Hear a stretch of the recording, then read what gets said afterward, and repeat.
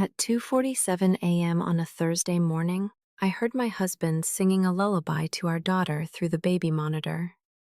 The soft, melodic voice drifted through the small speaker on my nightstand, and for a moment, I smiled in my half-sleep state, grateful that Theo had gotten up so I could rest. Then my blood turned to ice, because Theo was lying right next to me. His arm was draped across my waist. His breath was warm against the back of my neck. He was deeply, completely asleep, and the voice kept singing. I'm going to tell you a story that still makes my hands shake when I think about it. A story about motherhood, about trust, about the monsters that don't hide under beds but walk among us in broad daylight. What happened to my family over the course of 3 weeks changed everything I thought I knew about safety, about home, and about the person I thought I was.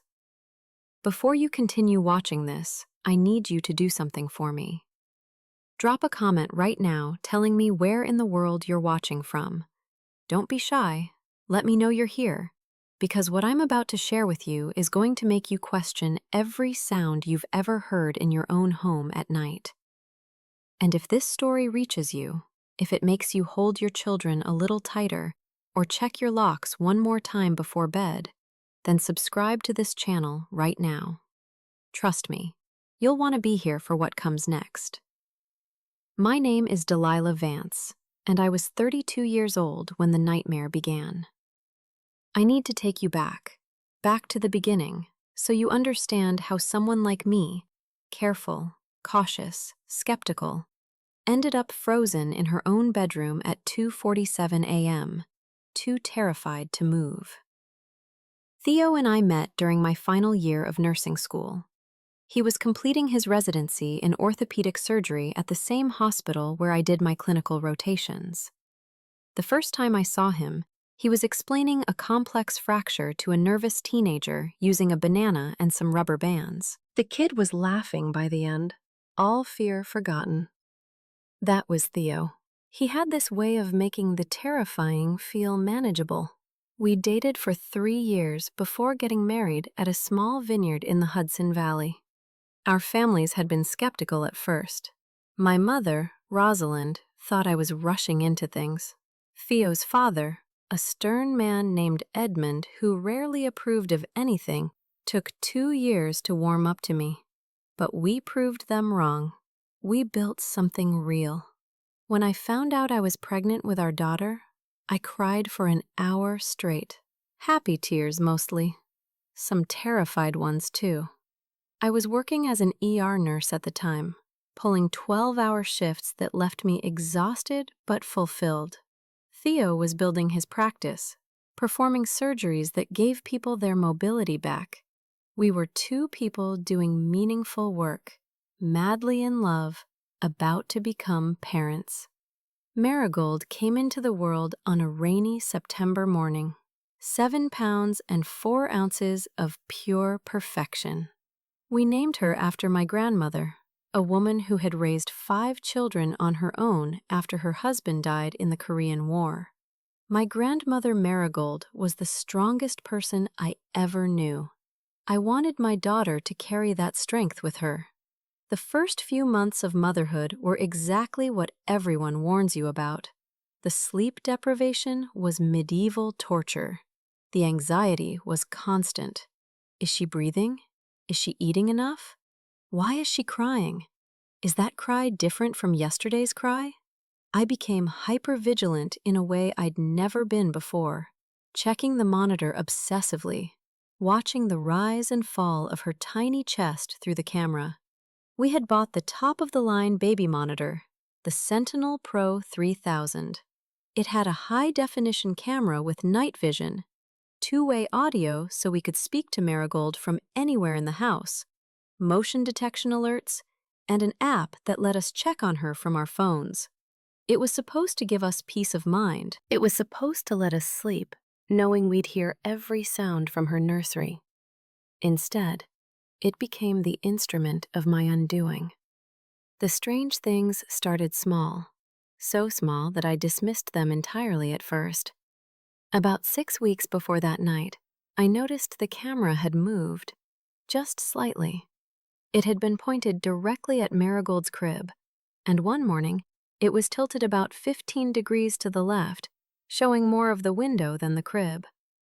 I adjusted it and thought nothing of it. Cameras get bumped. It happens.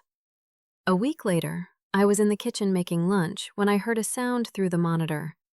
A soft exhale, almost like a sigh. Marigold was awake but quiet, and I'd just put her down. The sound was too deep, too adult to be hers. I ran upstairs so fast I nearly tripped on the landing. The nursery was empty except for my daughter, who looked up at me with those big hazel eyes and smiled her gummy smile. I told myself it was interference. These monitors pick up all kinds of signals. I'd read about people hearing their neighbors' monitors, even picking up radio frequencies. That's all it was. Then the really strange things began. Marigold started sleeping through the night almost suddenly. Any parent will tell you this is a miracle, and I should have been grateful. I was, at first, but her sleep was different. She wasn't just sleeping, she was unconscious, deep, immovable, unshakable. I could vacuum outside her door and she wouldn't stir. I could pick her up to check on her, and she'd remain limp in my arms, only her steady breathing telling me she was okay. I took her to the pediatrician. Dr. Whitmore, a kind woman in her 60s who had been practicing for 40 years, examined Marigold thoroughly and found nothing wrong. "Babies go through phases," she said. "Some children are just heavy sleepers. Enjoy it while it lasts." But something felt wrong. That mother's instinct everyone talks about, the one I'd always thought was exaggerated until I had Marigold, was screaming at me that something was very, very wrong. Theo didn't see it. He was supportive, always supportive, but he worked long hours. He wasn't home during the days when I sat in the nursery, watching Marigold sleep, feeling like I was losing my mind. He didn't hear the sounds I heard through the monitor. The soft shuffles, the occasional whisper that could have been static but felt like something more. When I brought it up, he held me and told me that new motherhood was hard, that anxiety was normal, that maybe I should talk to someone. I started wondering if he was right. Maybe the sleepless months had finally caught up with me. Maybe I was hearing things that weren't there, seeing threats in shadows. I made an appointment with a therapist, determined to get my head straight.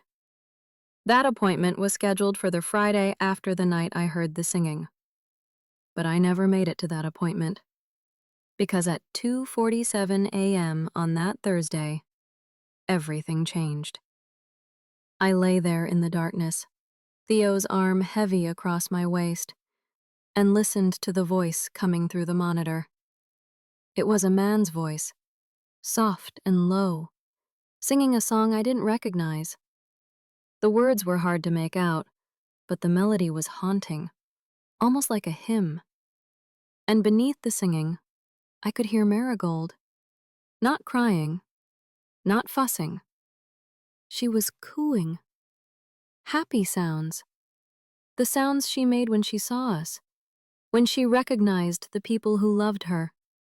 My daughter was cooing at a stranger in her room. Every instinct in my body was screaming at me to run, to burst into that nursery and rip whoever was there away from my child. But I couldn't move. My body was locked in a prison of pure terror. Because if I moved, if I woke Theo, if I made any sound at all, whoever was in there might hear, might know I was awake, might do something to my baby before I could get there.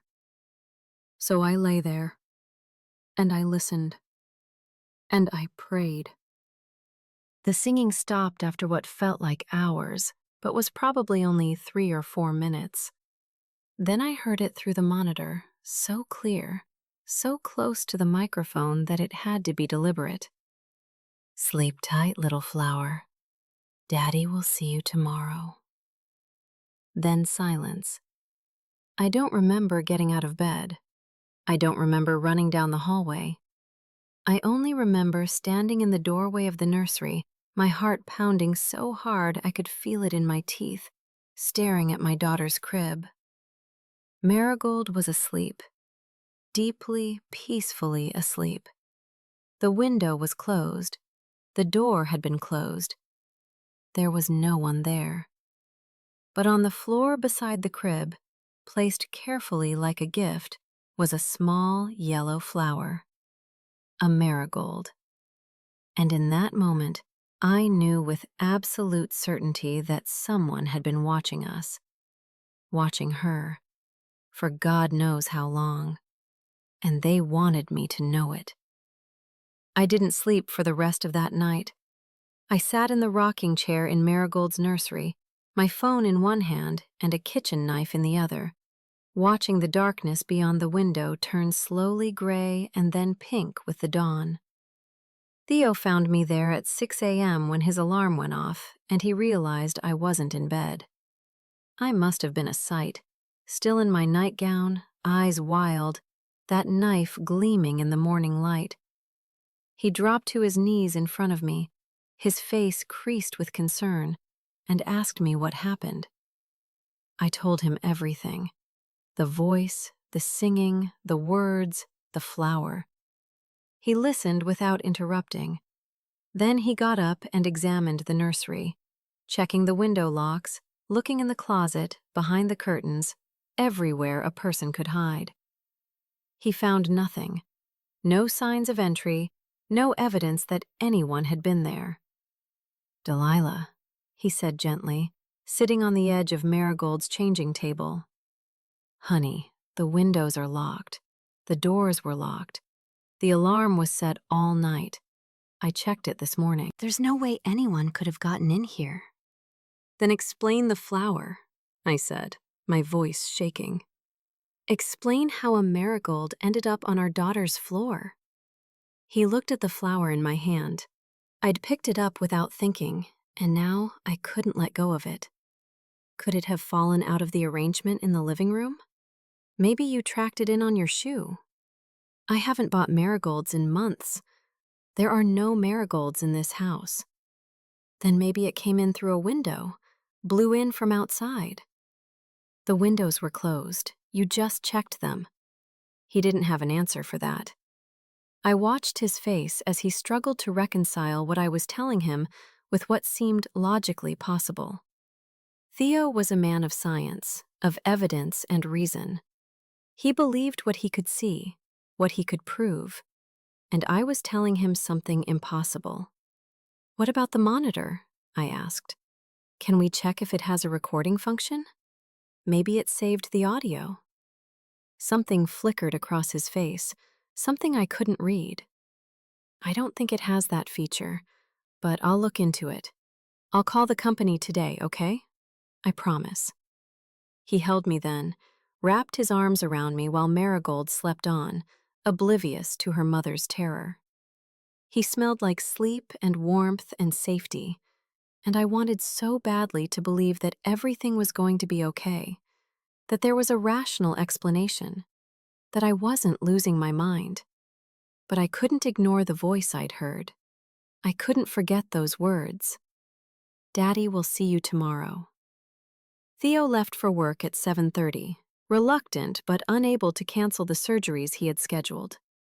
He made me promise to call if anything else happened, to keep all the doors and windows locked, to text him every hour so he knew we were safe. I promised. Then I watched his car disappear down the driveway and felt more alone than I'd ever felt in my life. The first thing I did was call my mother. Rosalind Vance had never been what you'd call a warm woman. She showed love through actions, not words, through making sure you had a good coat and a full stomach, rather than through hugs and "I love yous." But when it mattered, when it really mattered, she was there. And right now, I needed her. She picked up on the second ring. Delilah? It's barely 8 in the morning.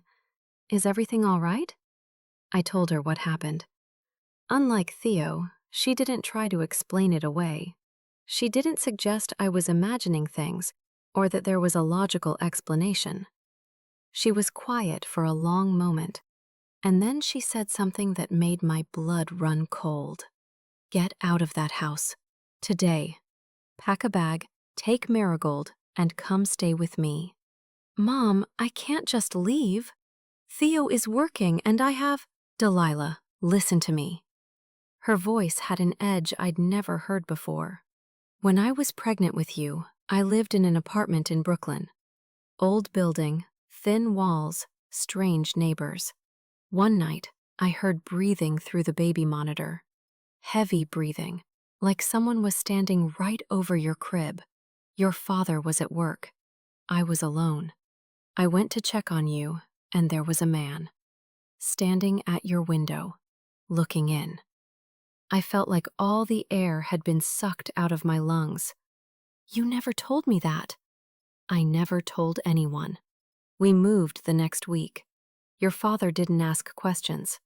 He saw my face, and he packed. She paused. Some things aren't meant to be explained or understood. Some things just need to be survived. Get out of that house. But I couldn't leave. Not yet. Because leaving felt like giving up, like admitting that whatever was happening was bigger than me, more powerful than my ability to protect my own daughter. I was a nurse. I dealt with emergencies every day. I stayed calm when people were dying, when families were falling apart around me. I could figure this out. I spent the morning researching. I looked up the baby monitor, reading reviews and forums and complaint threads. I found dozens of stories about security vulnerabilities, about hackers who could access the camera feeds, about strangers talking to children through the speakers. The company had issued security patches, but many people didn't install them. Their devices remained exposed, open doors into their most private moments. I checked our monitor settings. We had the latest firmware. The password was strong. And yet, someone had been in my daughter's room.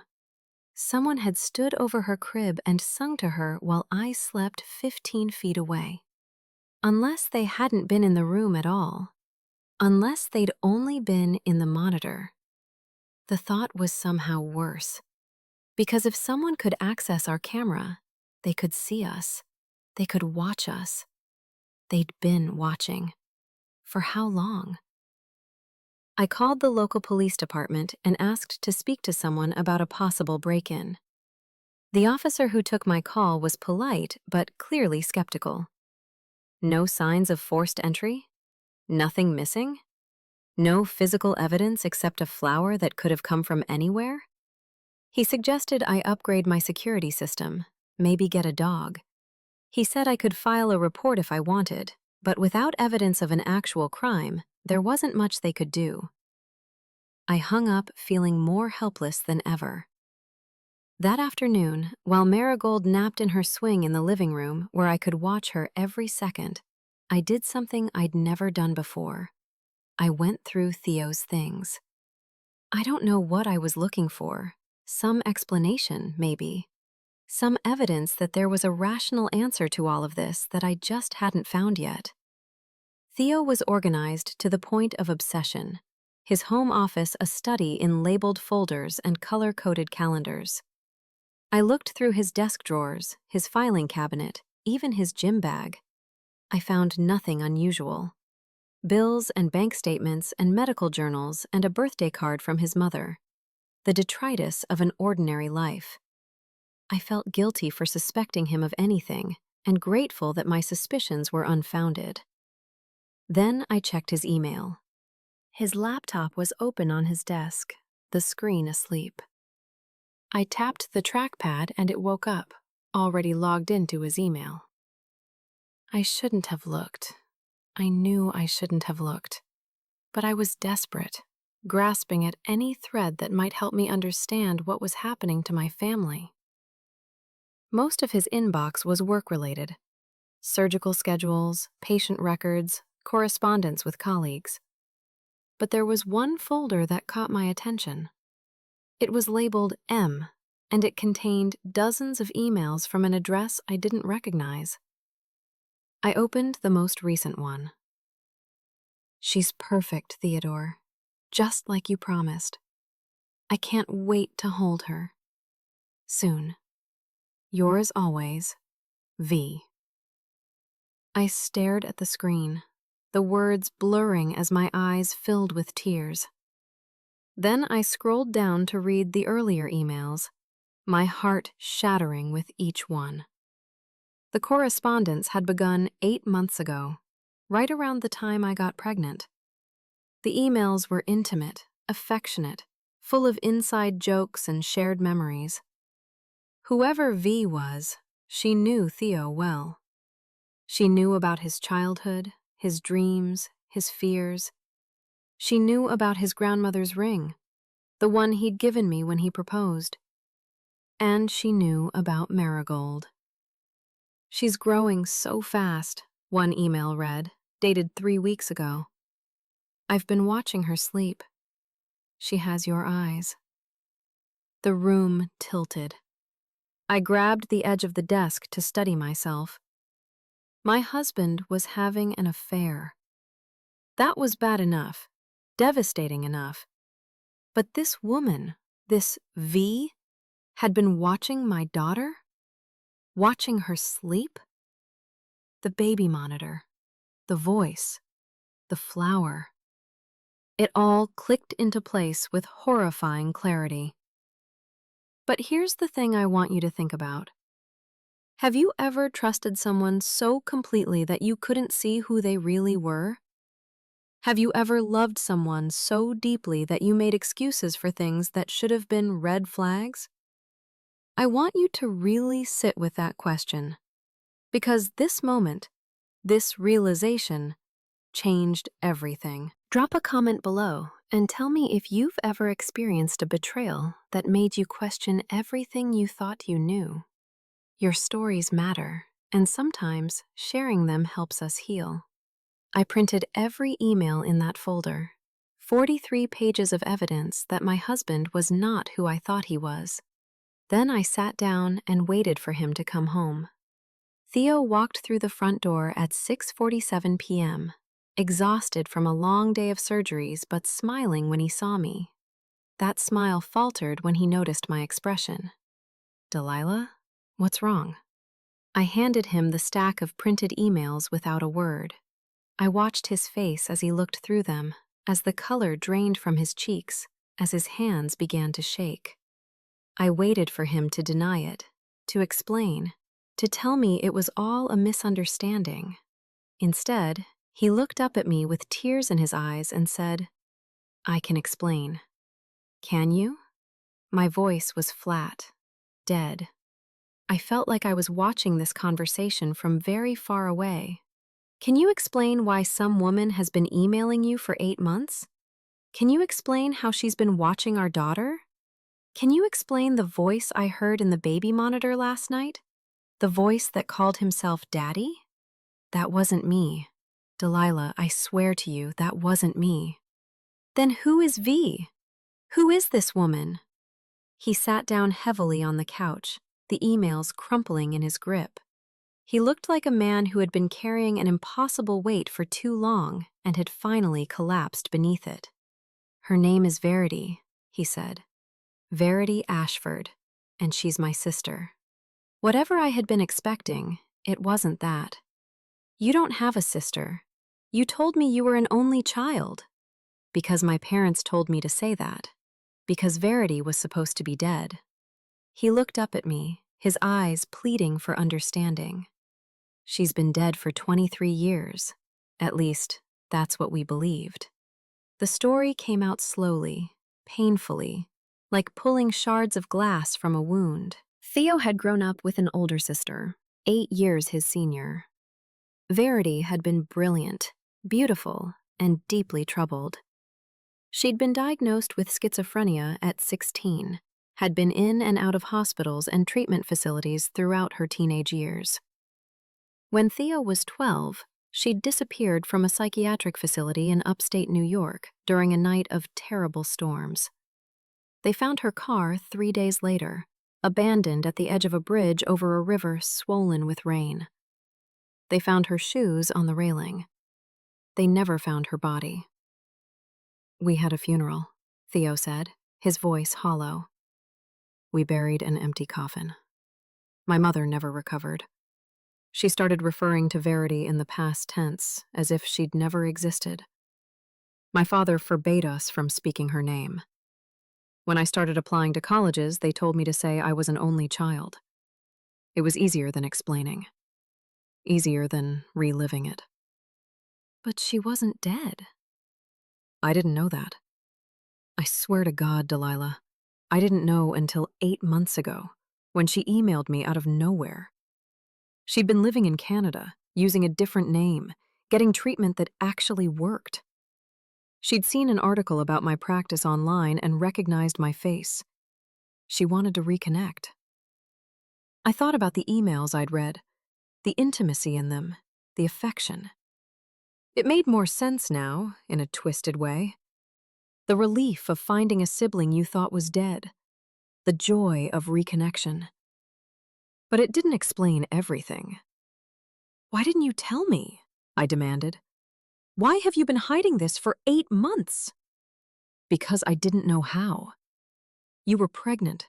You were under so much stress, and I didn't know how to explain that my dead sister was alive and wanted to be part of our lives. I was going to tell you after Marigold was born, but then Verity started getting intense." "Intense how?" He couldn't meet my eyes. "She became obsessed with the baby, with Marigold.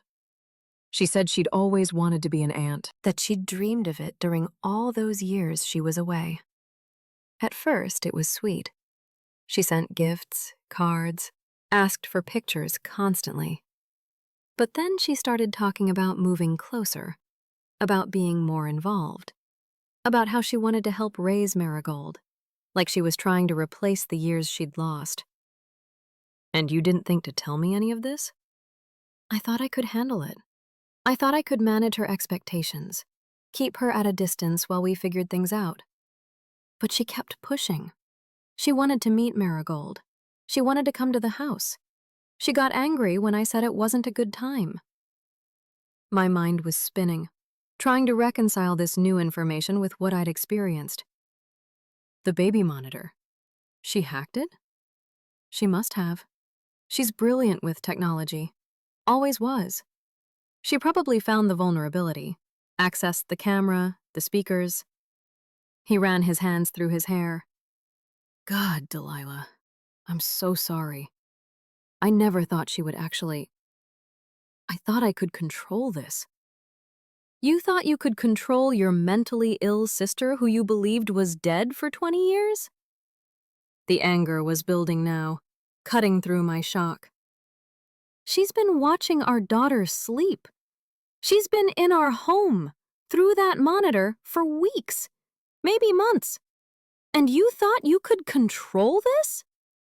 "I was trying to protect you." "By keeping me in the dark? By letting me think I was going crazy?" He flinched at that. "Good. Where is she now?" I asked. "Where is Verity?" "I don't know. She wouldn't tell me where she was staying. She said she wanted to surprise me when she was ready." I thought about the flower on the nursery floor, the marigold. "I don't think she's watching through a screen anymore, Theo. I think she's here. In this town. Maybe in this house." The look on his face told me he'd had the same fear, but hadn't wanted to voice it. We called the police again that night.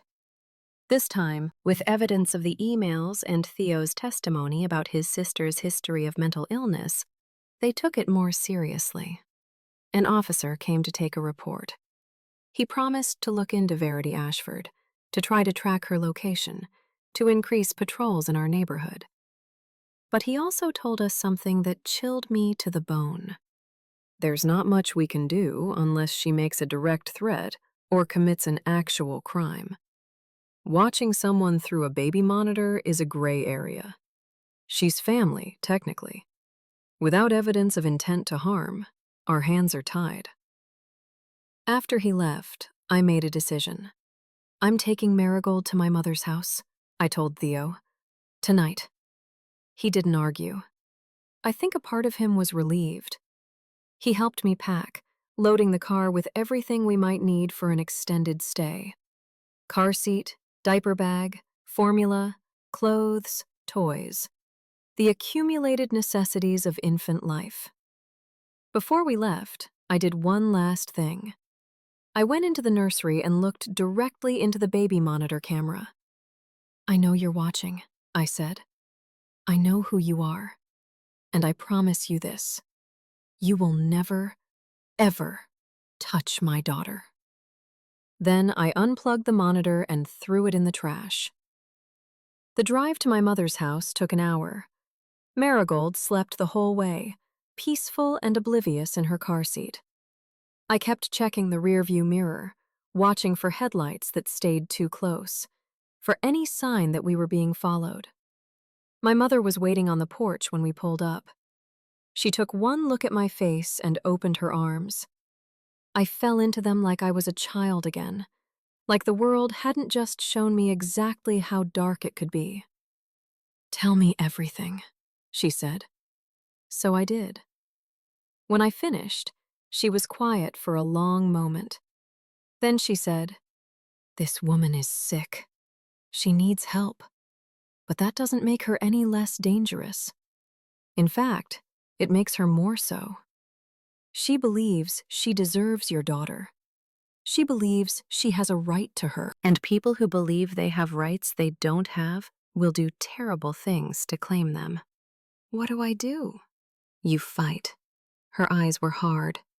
You protect your child. You do whatever it takes. I thought about my grandmother Marigold, raising 5 children alone after losing her husband to war. I thought about the generations of women in my family who had faced impossible odds and survived. I came from fighters, from survivors, from mothers who would do anything for their children. Verity Ashford had no idea who she was dealing with. The first few days at my mother's house were quiet. Too quiet. I kept waiting for something to happen, for Verity to make her next move. But there was nothing. No mysterious sounds on monitors, no flowers appearing where they shouldn't be, no signs that anyone was watching. I started to wonder if maybe, by leaving, I had solved the problem. Maybe Verity had only been interested in Marigold when she was accessible. Maybe the distance had broken whatever obsessive focus she had on my daughter. I was wrong. On the 5th day, I received an email. It came to my personal account, the one I rarely checked anymore. The sender's address was a string of random numbers and letters, untraceable. You took her from me. You had no right. She was meant to be mine. You can't run forever, Delilah. You can't hide her from family. I'm patient. I've waited 23 years. I can wait a little longer, but not too much longer. Give my love to little Flower. I showed the email to my mother and then to the police. They said they would try to trace it, but weren't optimistic. These kinds of messages were easy to send anonymously. Without more to go on, there was nothing they could do. But there was something I could do. I hired a private investigator. His name was Bennett Cole, a former FBI agent who specialized in stalking cases. He was expensive, but Theo was paying. The guilt was eating him alive, and this was the only way I would let him help. Bennett was a calm, methodical man in his 50s, with silver hair and eyes that seemed to see everything.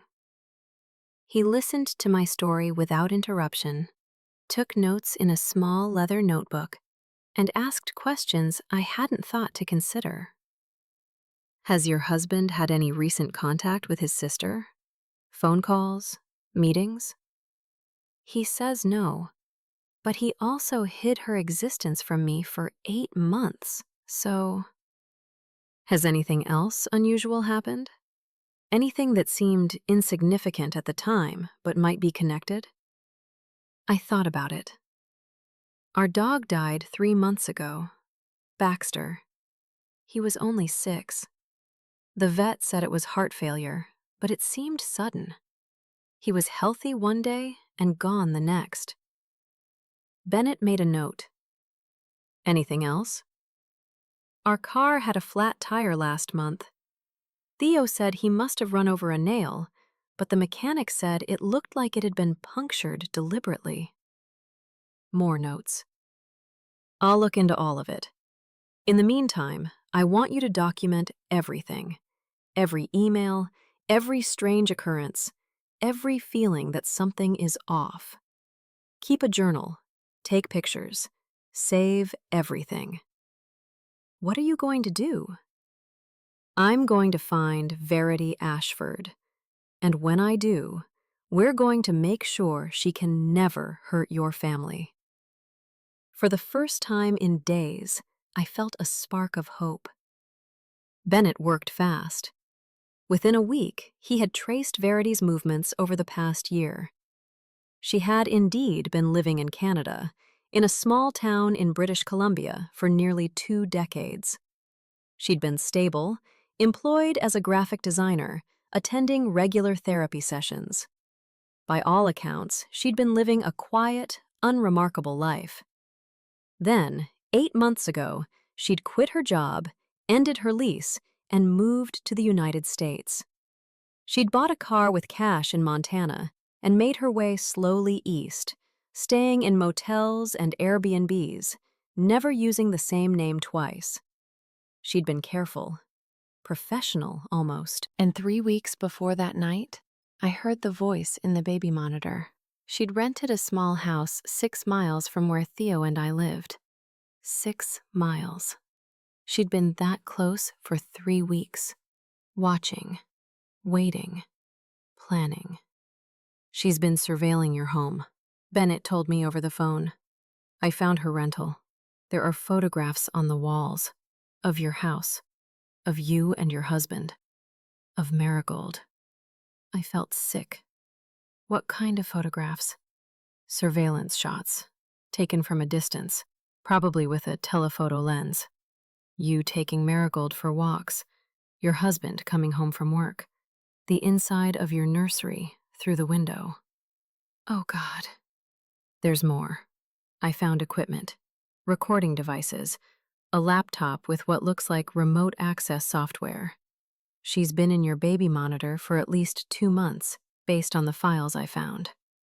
2 months. She'd been watching my daughter sleep for 2 months.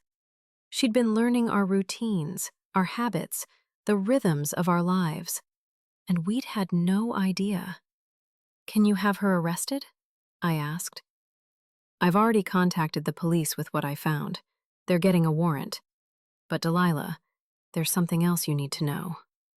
What? He hesitated. The photographs on her wall, they're not just surveillance shots. She's been editing them, putting herself in them. There are pictures of her holding Marigold, pictures of her and your husband together, pictures of all 3 of them as a family. As if Marigold were her daughter. As if Marigold were her daughter, and you didn't exist at all. The police arrested Verity that evening. They found her at the rental house, surrounded by her photographs and her equipment and her delusions. She didn't resist.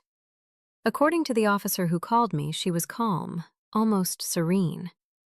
She kept saying that it was all a misunderstanding, he told me, that she was just trying to be close to her family, that she had every right to watch her own niece.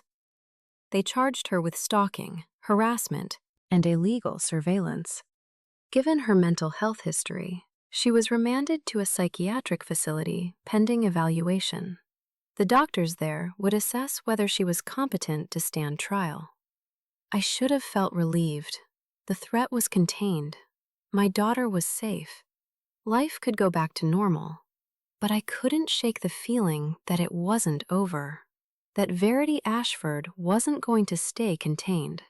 That whatever was driving her obsession with my daughter was stronger than locks and psychiatric holds. 2 weeks after her arrest, I got a letter. It came to my mother's house, addressed to me by name, with no return address. Inside was a single piece of paper covered in neat, precise handwriting. Dear Delilah, I hope this letter finds you well. I know you're afraid of me. I understand. You don't know me, and the things you've heard about me must seem frightening. But I need you to understand something. I'm not your enemy. I never was. Everything I did for Marigold, for our family. You see, I lost everything when I was young. My sanity, my family, my future. For 23 years, I had nothing and no one. I was a ghost, haunting a life that should have been mine. Then I found Theodore, my brother, my blood, the last connection I had to who I used to be. And through him, I found Marigold, this perfect, beautiful child who carries my family's name. She should have been mine, Delilah. I was supposed to be a mother. I was supposed to have children, but the illness took that from me. It took everything. All I wanted was a piece of what I lost, a chance to love someone who shared my blood. Was that so wrong? They tell me I'm going to be here for a long time, that I need to get better before I can rejoin society. But I want you to know that my feelings for Marigold haven't changed. She's still my little flower. She always will be. Take care of her, Delilah. Raise her well. And know that wherever I am, whatever happens, I'll be thinking of her. I'll be watching. Always. Verity. I burned the letter in my mother's fireplace and watched the ashes curl and blacken. Then I went to check on my daughter, who was sleeping peacefully in a crib that had no monitor, no camera, nothing connected to any network anywhere. Verity Ashford was locked away. But her words echoed in my mind. I'll be watching. Always.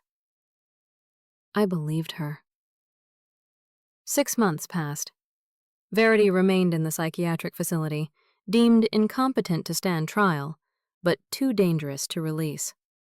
I received monthly updates from the prosecutor's office, each one assuring me that she was secure, that she was making progress, that there was no immediate threat. I went back to work part-time, leaving Marigold with my mother during shifts. Theo and I were working on our marriage, attending couples therapy, rebuilding the trust that had been shattered by his secrets. It was slow, painful work. Some days I thought we would make it. Other days I wondered if the foundation had cracked too deeply to repair. We moved to a new house, one without any ghosts or memories. I went through every device, every camera, every connected object with paranoid attention. I learned about cybersecurity, about protecting our digital lives from intrusion. I became the kind of person who put tape over laptop cameras and used different passwords for everything. Marigold grew. She started crawling, then walking, then running with the fearless determination of a child who doesn't know the world can hurt her. She spoke her first word, "Mama," and I cried. She was bright and curious and everything I had ever hoped for. And slowly, carefully, I started to believe we were safe. Then the facility called. "Mrs. Vance, I'm calling to inform you that there was an incident last night involving Verity Ashford."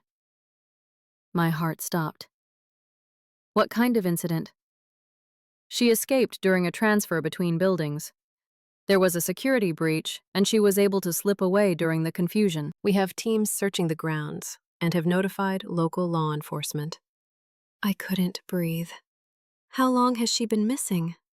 Approximately 14 hours. We believe she's on foot and couldn't have gotten far, but we wanted to notify you immediately, given the circumstances. 14 hours.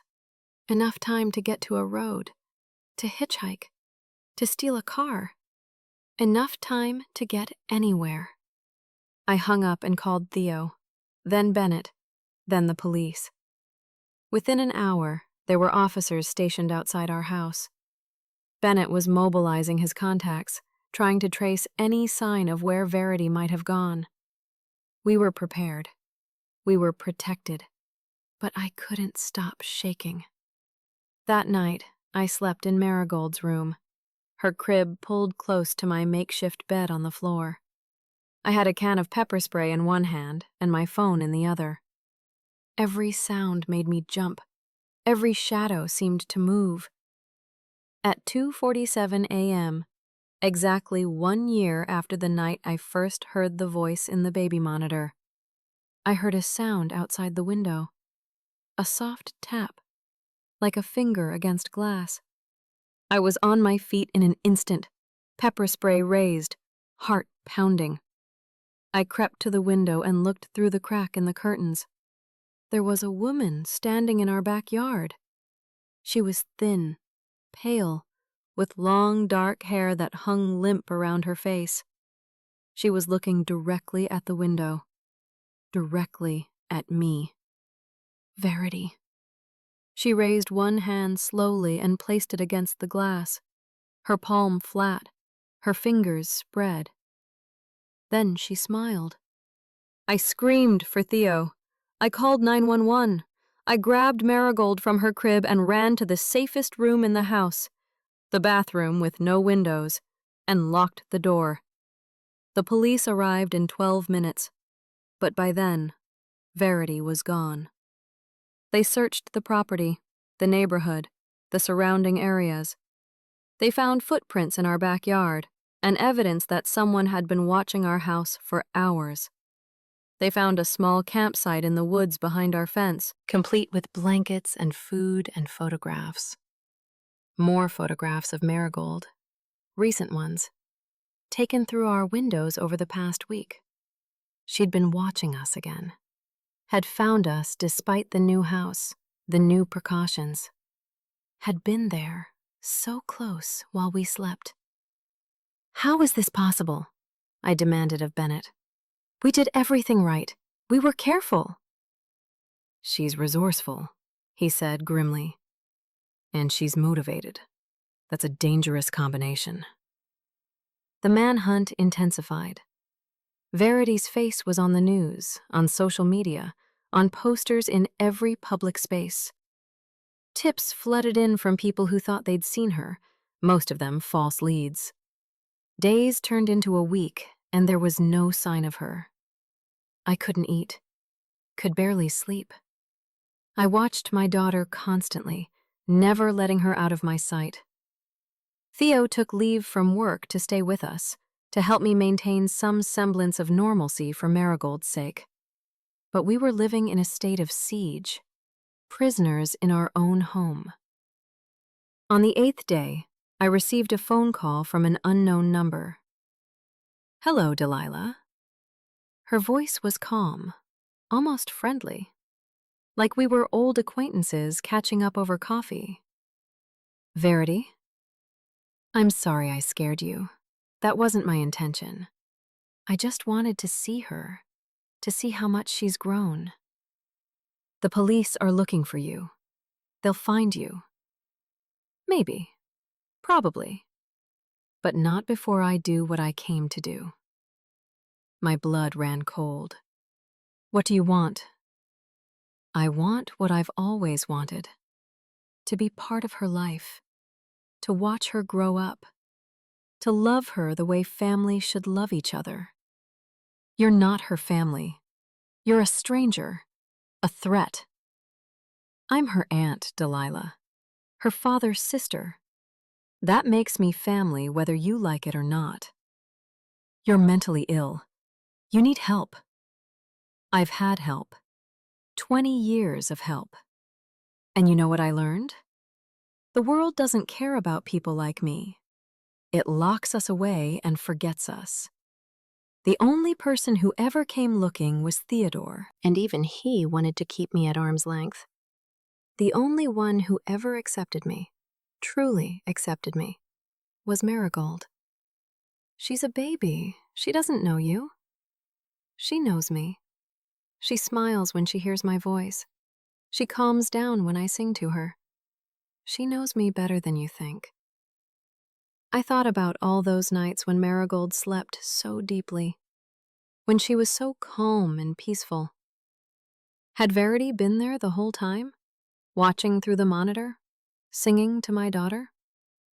The thought made me want to scream. What do you want, Verity?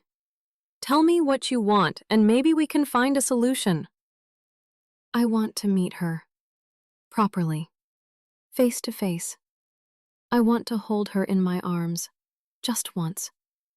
Let me do that, and I'll turn myself in. I'll go back to the facility. I'll leave you alone. I don't believe you. I know. But what choice do you have? I'm going to keep coming. I'm going to keep watching. You can run. You can hide. You can put police outside your door. But eventually, I'll find a way through. I always do. I wanted to hang up. I wanted to tell her to go to hell. But I could hear something in her voice that gave me pause. Desperation. Loneliness. The aching need of someone who had been cast out and was clawing her way back to belonging. If I agree to let you meet her, I said slowly, will you really turn yourself in? I promise. On my grandmother's grave. On every good thing left in me. I should have said no. Every logical part of my brain was screaming at me to refuse, to let the police handle this, to keep my daughter far away from this broken, dangerous woman. But I thought about what my mother had said, about fighting, about doing whatever it takes. Sometimes, the best way to end a siege is to open the gates. Okay, I said. Let's meet. We met in a public park on a sunny Saturday afternoon. There were officers stationed at every entrance, plainclothes detectives scattered throughout the crowd, sharpshooters on the rooftops of nearby buildings. Bennett was there, watching from a distance. Theo was beside me, his face pale but resolute. And Marigold was in my arms, oblivious to the drama unfolding around her, reaching for a butterfly that floated past. Verity appeared at the far end of the path, walking slowly toward us. She looked different from her photographs, thinner and more fragile. But her eyes were clear, focused, fixed on my daughter with an intensity that made me want to run.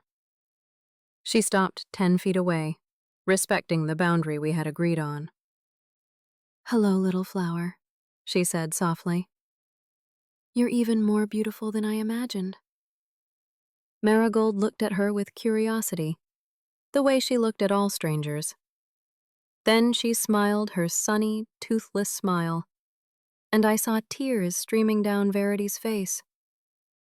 She's perfect, she whispered. She's absolutely perfect.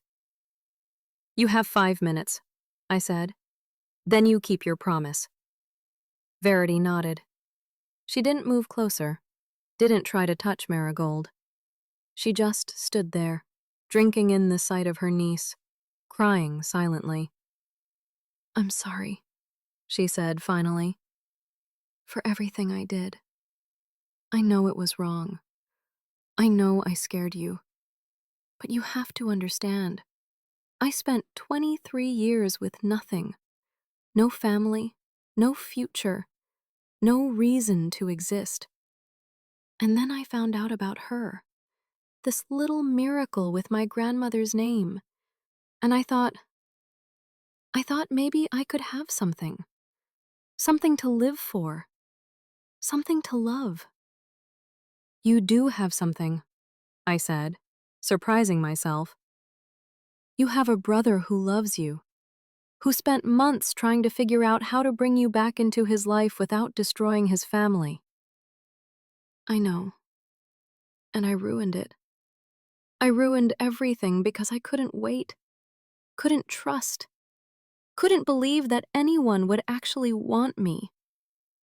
That's not true. Theo's voice was rough with emotion. I wanted you, Verity.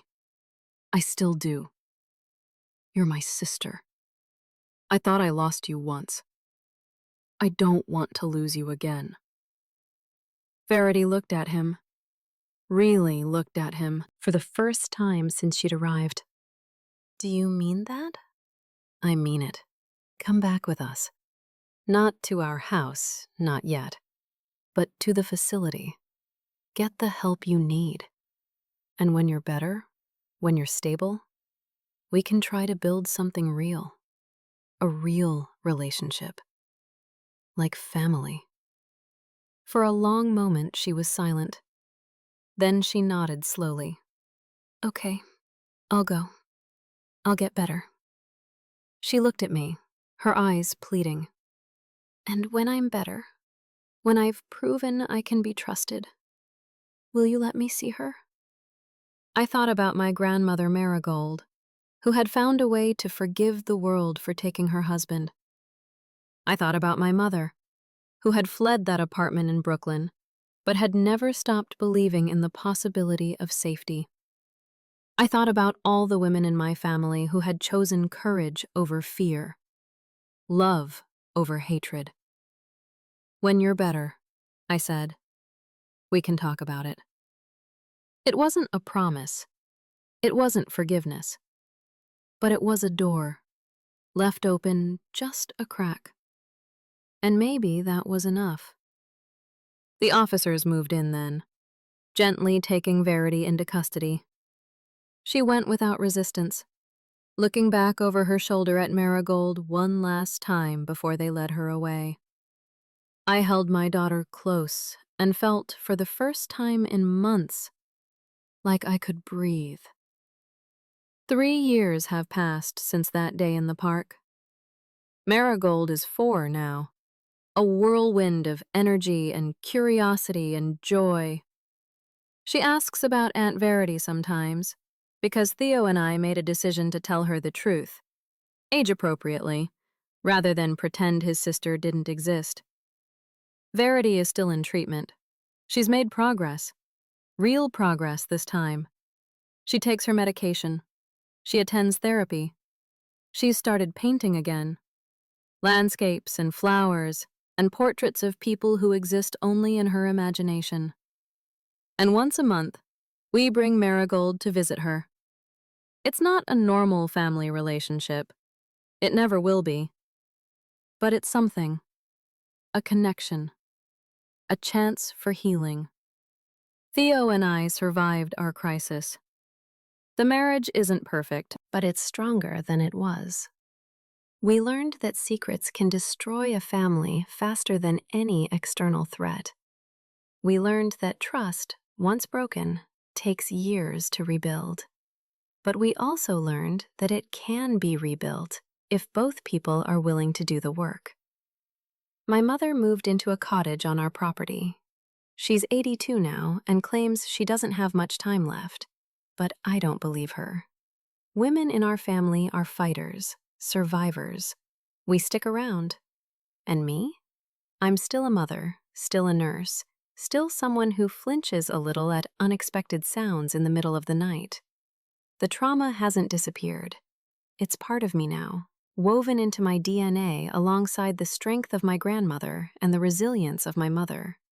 But I've learned something important, something I want to leave you with. The monsters that threaten our families aren't always strangers. Sometimes they're the people we love, damaged by circumstances beyond their control, making terrible choices out of terrible pain. And while we have to protect our children, have to keep them safe at all costs, we don't have to close our hearts to the possibility of redemption. Because in the end, that's what family is. Not the people who never fail us, but the people who fail us and try again and keep showing up until they get it right. The voice in the baby monitor wasn't my husband. It was his sister, lost and lonely and desperate for connection. And while I'll never forget the fear she caused me, I've chosen to remember something else too. She was a broken woman reaching for the only light she could see, and my daughter was that light. Some nights I still check the locks twice.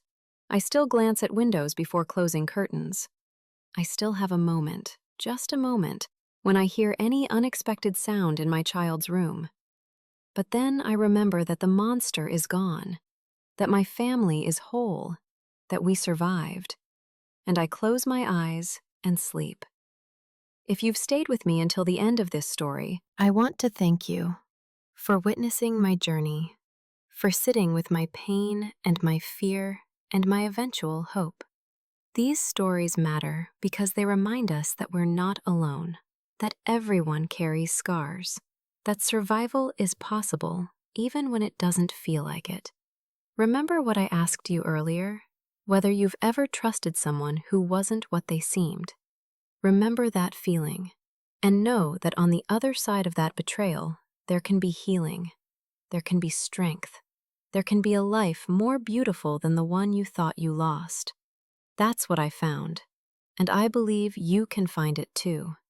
Take care of your babies, lock your doors, trust your instincts, and never, ever stop fighting for the people you love.